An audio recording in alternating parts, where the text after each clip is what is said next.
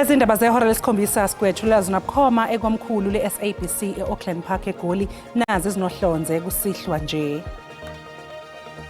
We welcome the announcement of a ceasefire and are hopeful that it will lay the basis for a permanent resolution of the conflict. Umengameli wezwe uCyril Ramaphosa useshayele ihlombe isimemezelo sokumisa kwempi eMiddle East amasonto amabili ukuze kusingathwe ingxoxo zokukhumelana umlotha phakathi kweMelika ne-Iran.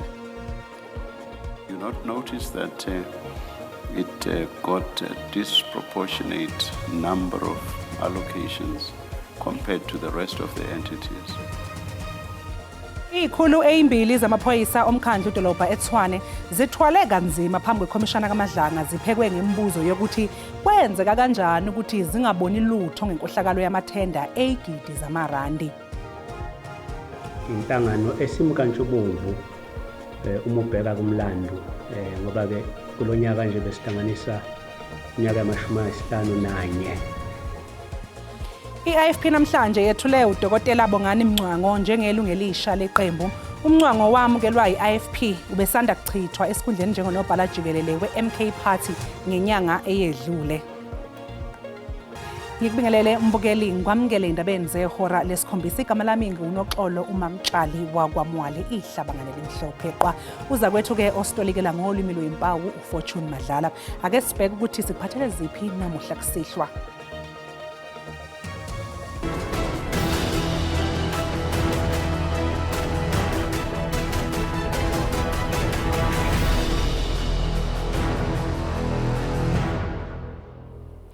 Umengameli wezwe uCyril Ramaphosa useshayele ihlombe isimemezelo sokumiswa kwempi eMiddle East amasonto amabili ukuze kusingathwe ingxoxo zokukhumelana umlotha phakathi kweMelika ne-Iran. Ubekhuluma ePitoli ngesikhathi esingethe umcimbi wokwamukela amanxusa ajutshwe ngamazwe awo asezozinza kuleli. Iwezwe uCyril Ramaphosa utshele amanxusa amasha ajutshwe ngamazwe awo ehlukene ukuthi iNingizimu Afrika imagange ukusebenzisana ngokuphelele nalamazwe. We hope that your time in South Africa will contribute to building meaningful, sustainable economic partnerships between our country and your countries and your companies. Kusenjalo umengameli uRamaphosa ukwamukele ukumiswa kwempi ephakathi kwe-Iran, iMelika nelakwa-Israel amasonto amabili ukuze kuqhubeke izingxoxo zokubeka phansi izikhali. We welcome the announcement of a ceasefire and are hopeful that it will lay the basis for a permanent resolution of the conflict. South Africa once again calls for dialogue and mediation to prevent further loss of life and destruction of property, and to ensure a just and sustainable and lasting peace. Well, I think it's a good thing. Any ceasefire that both countries can agree to is a good thing. I think that it's provisional in the sense that Iran has to abide by it. The concern is always going to be its proxies and what they might do. I hope that's not going to be the case. I hope that in the days that come, they're going to find a final solution to this conflict. Angamashumi amabili amazwe ajube amanxusa awo amasha kuleli ngenhloso yokuqinisa ubudlelwane bawo neNingizimu Afrika. Amehlo omhlaba azobe ethe njo engxoxweni zokuzama ukuphemba ukuthula phakathi kweMelika ne-Iran okulindeleke ukuthi ziqale ngoLwesihlanu ePakistan e-Islamabad ngenhloso yokuthola isixazululo empini esidonse izinsuku cishe engamashumi 40. ElaseMelika ne-Iran bavumelene ke ngokubeka phansi ikhalo kwesikhashana ukuze kuqhubeke izingxoxo. Mizuzu yokugcina umengameli waseMelika uDonald Trump ubesabisa elase-Iran ngokuthi uzohlasela ashiye kuvalwe ngehlahla uma ingawuvuli umzila wemikhumbi iStrait of Hormuz. ElaseMelika lihoxisa ukuhlasela ngenxa yokuthi kulindeleke ukuthi kuqaliswe ngezingxoxo ezizoba nomhlahlandlela ngokuqedwa kwalempi. ETehran naseTel Aviv abantu basakhathazekile banokungabaza ukuthi iMelika izosigcina isivumelwano sokumisa impi ne-Iran izinsuku eziyishumi 15 ukuhlonipha lezi zingxoxo. Everyone likes peace, but unfortunately, someone is talking to us who is not trustworthy at all. Hopefully it will last more than 2 weeks and it will come for peace. eMelika izakhamuzi zakhona zisamukele isinqumo sika Trump. If they don't want to have a free, at least somewhat democratic society for their citizens, that's what's going to happen.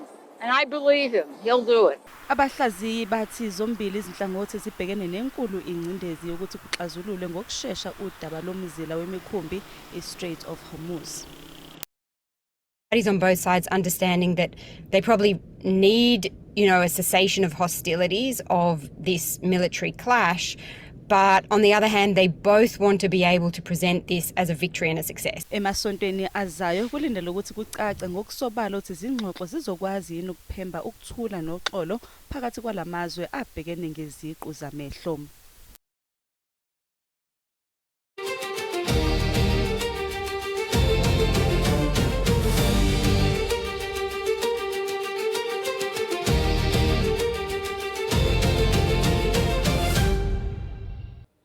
Izikhulu zophiko lwamaphoyisa omkhandlu dolobha eTshwane zithwale kanzima phambi kwekhomishana kaMadlanga namhlanje njengoba beyiphekwe ngobhojwana kufanele ichaze ukuthi kwenzeka kanjani ukuthi zingaboni lutho ngenkohlakalo eyayenzeka ohlelweni lwamathenda eyigidi zamarandi. Inhloko yophiko lwamaphoyisa omkhandlu uYolande Faro nephini lakhe ukhomishana uShawn Boleys yibona ke abakade bephekwa ngembuzo. Inhloko yophiko lwamaphoyisa omkhandlu dolobha eTshwane uYolande Faro ugcine evumelana nombono ukuthi kungenzeka ukuthi uhlelo lokukhishwa kwemisebenzi yamathenda emkhandlini waseTshwane kunokuthile okungalungile ngalo. It would appear that in relation to the tenders that we have looked at, that the SCM system within Tshwane and TMPD is compromised. What is your comment on that? I agree. Amalungu esithangami sekhomishana abese edlulela kukhomishana uShawn Boleys onguyena owayebambe intambo ohlelweni lokukhishwa kwamathenda ngesikhathi kuvela izenzo zomkhonyovu wawo. Phakathi kokunyaphe kwengakho kakhulu udaba lwenkampani kubis 85 Solutions eyakhokhelwa igidi zamarandi nokuyinkampani okusolakala ukuthi yayitholwe ngeqoma usayitsheni ufana inkosi ngokuthi ihlabane ngomsebenzi eyagcine uthola. Did you not notice that it got a disproportionate number of allocations compared to the rest of the entities? In the time that the invoices came to me for co-signing, I did not pick up anything immediately. Ikhomishana kaMadlanga izoqhubeka nokubhekisisa konke lokho okuphathelene nalomkhandlu dolobha eTshwane. Thank you,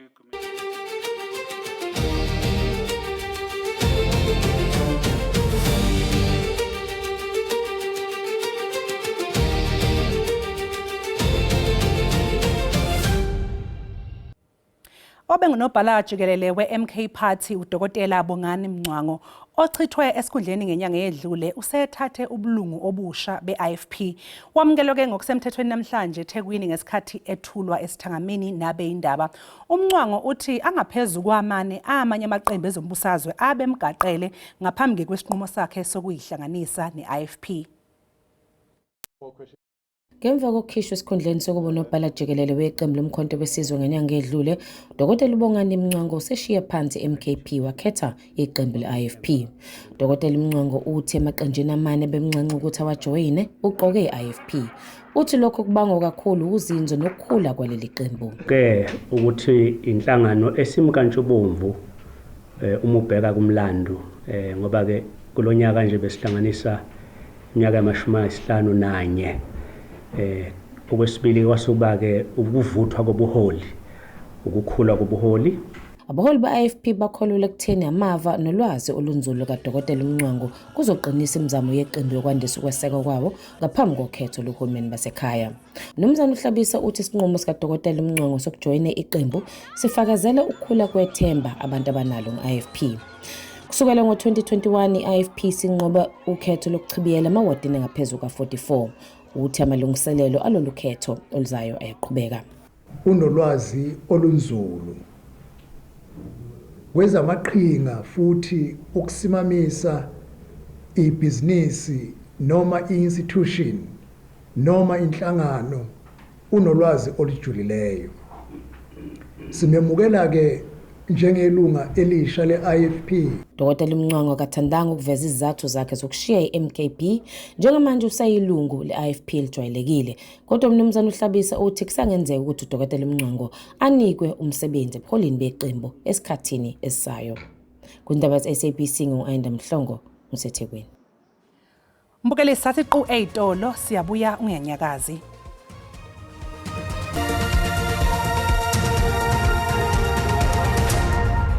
Siphinde sikubingelele mbukeli sikwamukele uma ngabe usanda kungena odabeni oluphambili besibika ukuthi umengameli wezwe uCyril Ramaphosa useshayele ihlombe isimemezelo sokumisa kwempi eMiddle East amasonto amabili ukuze kusingathwe ingxoxo zokukhumelana umlotha phakathi kweMelika neIran. Ubekhuluma ePitoli ngesikhathi esingethe umcimbi wokwamukela amanxusa ajutshwe ngamazwe awo asezozinza kuleli. Khumbula ke umbukeli ukuthi lezi indaba ziyatholakala ku-YouTube kanjalo na ku-SABC Plus. Ungena nje kuze uyicinge ngamagama athi SABC izindaba na kanjani uzoyithola ngomnjalo bazo. Iqembu iAction SA selivulele ungqongqoshe wezenhlalakahle uSisisi Tholashe icala lenkohlakalo kanti lifuna ukuthi aphenywe yikomiti elibhekele ukuyiphatha kwamalungu eParliament. Lokhu kumayelana nodaba lwezimoto ezimbili zikanokusho okusolwa ukuthi wehluka noma ke wehluleka ukudalulela iParliament ukuthi uyithole njengesipho kepha wathi yena ngezingane zakhe. Criminal charges against Minister Sisisi Tholashe. This minister has blatantly lied to Parliament, right? In December, we posed a question to the minister querying the possible gifting of 2 vehicles. The minister blatantly failed to answer my question in December. Now we know where there's smoke, there's fire. In February again, we posed exactly the same question. Believe it or not, the minister lies. Without even blinking, she says that these were a gift to the ANC Women's League. Not so long ago, Daily Maverick released an article where they actually did a bit of homework, and it showed that both these vehicles that was gifted to the minister are registered in her children's name, the one in her son's name and the one in her daughter's name. Inkomba zoqhekeko oluphakathi kwe-ANC ne-SACP zivele obala namhlanje ngesikhathi umndeni kaChris Hani owabe isishoshovu somzabalazo kanye nonobhala jikelele we-SACP ungalibhadi embuthanweni wokubekwa kwezimbali ethuneni lakhe obubanjelwe eThomas Nkobi Memorial Park eBoksburg eKuruleni. Kubikwa ukuthi abomndeni wakaHani bathi abafuni lutho oluzobahlanganisa nomasipala wase-Ekurhuleni. The family is unhappy and the Communist Party is unhappy about 2 things. One, that the municipality saw it fit, despite a sound and a solid agreement between us, about the nature of the proceedings today. Number 2, that the family is also unhappy because the family has some issues that are long-standing that it has with the municipality relating to managing the legacy of Chris Hani. Ngokusho komgcini mafa jikelele we-ANC uthi umndeni awuphumelelanga ngenxa yokuthi uvelelwe yisifo. Ngakolunye uhlangothi i-SACP ithi ayinalo ulwazi ngaloko. Is grieving. They have a death in the family and therefore cannot and could not have participated today. Yize kunjalo uphiko lentsha le-ANC luqhubeke nombuthano wokuhlonishwa kwempilo kaHani. Hani belongs to the African National Congress, and the real SACP that is in the alliance with the ANC for over 100 years belongs to Chris Hani, not the opportunist careerists who fail when they contest the structures of the ANC, want to utilize the platform of the Communist Party for their own personal gains and interests. ANC elibhekele ukusebenza kwezinsuku zonke kulindeleke libhunge ngobudlelwane beqembu ne-SACP ngokuthi sisekhona isidingo sokuthi baqhubeke noma sekufike egcineni. Ngingusamkele Maseko wezindaba ze-SABC ngibika ngise-Ekurhuleni. Izakhamuzi zakuGompo e-Eastern Cape zisola amaphoyisa ngokuvikela bokudabuka kwelaseNigeria abasola ngokudayisa idakamizwa. Izakhamuzi zibe ingxenye yemashi kulandela ukugcotshwa kwenkonyama yaseNigeria kuleli dolobha nokwaba nokukhulu ukugxekwa. Bekruqukile lulwaphulomthetho kwindawo bahlala kuzo. Abahlali bathi le ndawo yindawo apho ulwaphulomthetho lwenzeka khona. Batyhola amapolisa ngokungathatha amanyathelo. Eyona mission yethu yokuba mabayeke ukuthengisa drugs. And amapolisa, they must do their job. Abaqhubi, they must do their job. We have intelligent yalapha. Amapolisa na intelligence. Ukujonga pha uba ngobani nobani intelligent khali uba ngobani abathengisa drugs. Bakwathi umngcelelo wabo ubuyimpumelelo nanjengoko ivaliwe le ndawo ingundaba mlonyeni. Sizathu sokuba ndithi si-achieve igoal yethu is because sibonile ukuba le ndawo lena ivaliwe and ayizuvulwa. I have asked, ndiwabuzile amapolisa ngokwam, andixelela into yobana andiqinisekisa into yobana ayizuphindwa le ndawo ivulwe. Ngoku sityhile kwelinye iphepha loba makulandelwe umthetho omawenzeke to make sure into yoba ezi ndawo are being inspected, ziyahlolwa, urhulumente wenza umsebenzi wakhe. Apolisa wakaphefumli ngalomba kuzothi kangoku. NgoLwesihlanu kulindeleke kubanjwe omnye umngcelele osingisele kule ndawo nozabe khokhelwe ngusodolophu wamasipala ombaxa iBuffalo City uPrincess Faku. Abongile Yangis kwiindaba ze-SABC kwisixeko sakuGompo. Owengamele ezemfundo eGauteng uLebugang Mayile uthi kuzobabiza imali engaphezulu ka-45 million ukulungisa isikole iRiverlea Secondary seGoli esiphinde sathungeleka ngomlilo nosekungokwesithathu. Sekuletha ukukhathazeka okukhulu-ke ngezokuphepha kanye nokuphazanyiswa kwengqalasizinda.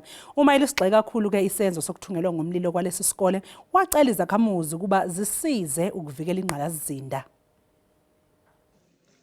Bangamakhulu 320 abafundi abaphazamisekile ngenxa yesigameko sakamuva njengoba ngakacaca ukuthi bazobuyela nini emagumbini okufundela. Ukusha kwalamagumbi esikoleni kuhlonzwe njengecala lokuthungela ngomlilo. Ingxenye eqamile ethungeleke ngomlilo amagumbi okufundela, igumbi lomtapo wolwazi, amagumbi amabili agcina izimpahla kanye negumbi lezesayensi. We will be failing if we don't condemn this criminal act. This is an act of cowardice. This is an act of heartless people. And these are criminals. There is no any other way of explaining it. And that's why we want to urge members of the communities who might have seen something to cooperate with the agents of law enforcement. Amanye amagumbi okufundela acekeleka phansi ngo-2007 namanje awakaza alungiswe. We have advised the department against bringing temporary classrooms. We don't think we need temporary classrooms when there are classes that can be renovated. So instead of using money to buy temporary classrooms, we are going to take that. Unfortunately, that could take us 5 days extra or 10 days extra, but I think that's a better option. Kuqhubekileke nokho ukufunda nokufundisa kubafundi bebanga lika grade 8 no grade 9 abagcine sebefundela ehholo lesikole. Kukhuthazwa ke izakhamuzi ukuthi zivikele ingqalasizinda ziphinde zibike uma kukhona izenzo ezisolisayo endaweni. Mbukeli sathi qu eyitolo kanti uma ngabe sibuya ke sobe sikuphathela umhlahlo wesimo sezulu noThini Ntshiza.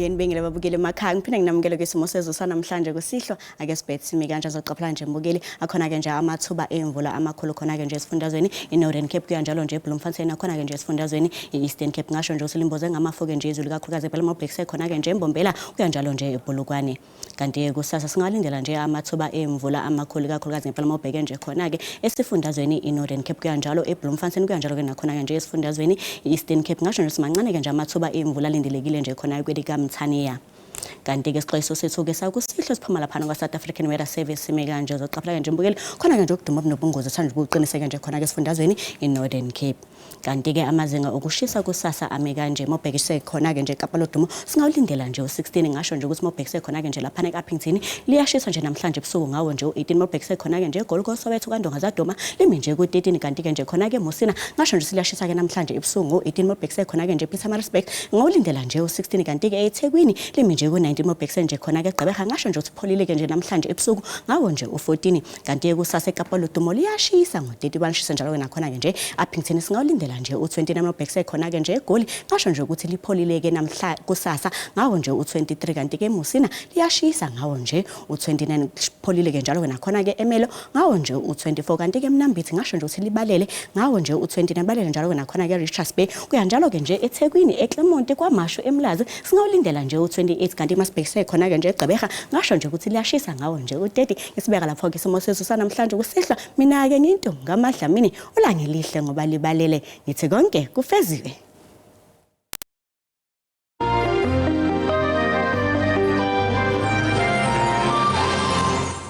Mbukeli sizibeka lapha-ke besikuphathele zona namuhla kusasa abakhona ozakwethu neyindaba ngolwimi lwesiXhosa ube nobusuku obuhle usale kahle.